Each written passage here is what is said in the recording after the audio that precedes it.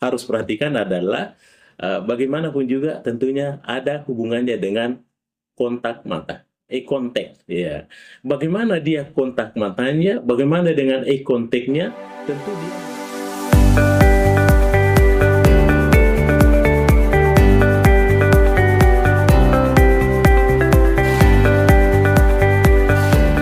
Assalamualaikum warahmatullahi wabarakatuh. Para pemirsa sekalian dimanapun berada, terima kasih atas segala atensinya yang selalu mencurahkan perhatian menonton channel YouTube kita, Mr. Koronis, komunikasi romantis dan humanis. Baik para pemirsa sekalian dimanapun berada, tentu saja hari ini kita dalam keadaan sibuk, ya. Karena tentu ada saja hal-hal yang merupakan target keseharian kita, bagaimana harus diselesaikan hari ini, dituntaskan hari ini, yang merupakan rutinitas kita tentunya. Apa kita sebagai aparatur sipil negara, atau kita bergelut di bidang swasta, atau tentunya di tempat-tempat lain. Pada prinsipnya itulah yang terbaik.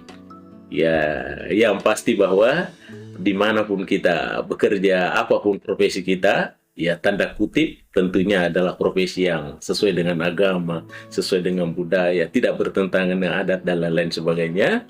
Tentunya kita harus syukuri dan harus kita cintai. Saya selalu katakan bahwa tidak semua harapan-harapan itu harus kita miliki. Ya, tidak selamanya cinta harus dimiliki, tetapi ketika kita sudah miliki, maka berusahalah mencintai apa yang sudah dimiliki.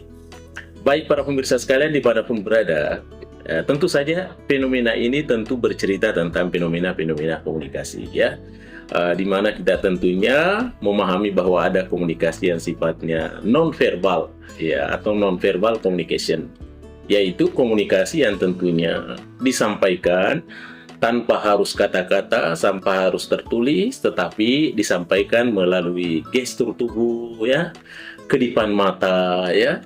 Boleh jadi keningnya ikut bergoyang, bergetar, ya, atau matanya kadang-kala sipit-sipit dan lain sebagainya. Itu adalah bagian dari komunikasi non-verbal. Sehingga dengan demikian, akibat secara akumulasinya itu, maka kadang-kala ada yang disebut dengan komunikasi anggun, ya. Iya, anggun di dalam berkomunikasi atau komunikasi anggun. Iya. Bagaimana komunikasi anggun itu, ya? Bagaimana indikator karakteristik, ya, sehingga dikatakan dia anggun di dalam berkomunikasi atau komunikasi anggun. Iya, tentu saja kita sudah maklum semua bahwa anggun itu adalah bisa ditandai dengan satu penampilan yang elegan, ya, penampilan yang elegan yang tercermin dalam gestur, ya, boleh jadi ekspresi dan boleh jadi dalam bahasa tubuh, ya. Unsur ini tentunya dapat memberikan satu kepercayaan diri, ya, atau boleh jadi ada unsur ketenangan dan rasa hormat yang mendalam tentunya, ya. Ya, adapun karakteristik, ya, kenapa sampai dikatakan dia komunikasinya anggun? Ya, di sini saya akan ketengahkan ada 4 ciri khasnya, ya. Yang pertama kita harus perhatikan adalah bagaimanapun juga tentunya ada hubungannya dengan kontak mata, eye contact, ya. Bagaimana dia kontak matanya, bagaimana dengan eye contact-nya, tentu dia menunjukkan kontak mata yang stabil dan ramah. Iya, jadi biasa dikatakan kenapa anggun? Karena boleh jadi dia lihat dari bola matanya yang begitu stabil dan ramah. Apa maksudnya? Dia pancaran matanya itu menunjukkan bahwa dia merasa memperhatikan dan dia merasa peduli. Iya, sehingga kelihatan anggun begitu, ya. Itu yang pertama.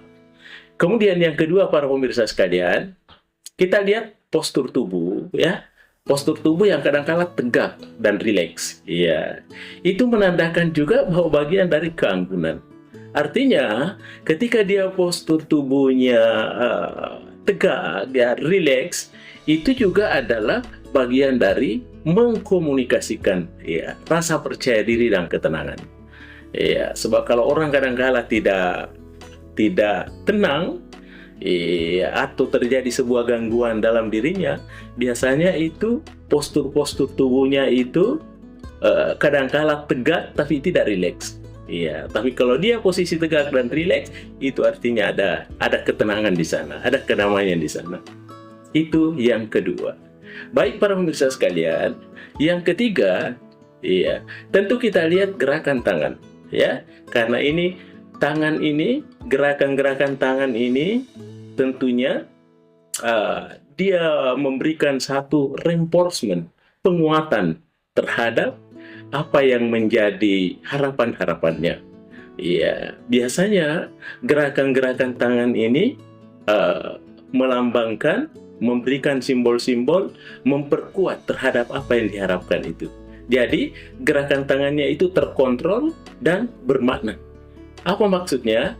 Dia menggunakan gestur tubuh untuk menekankan ya poin-poin, ya tentunya yang dia sampaikan itu adalah poin-poin dan tentunya tidak mengganggu sifatnya. Tapi ketika disampaikan melalui tangan, gerakan-gerakan tangan yang terkontrol dan bermakna, tentu kita akan lebih mudah memahaminya. Itu yang ketiga.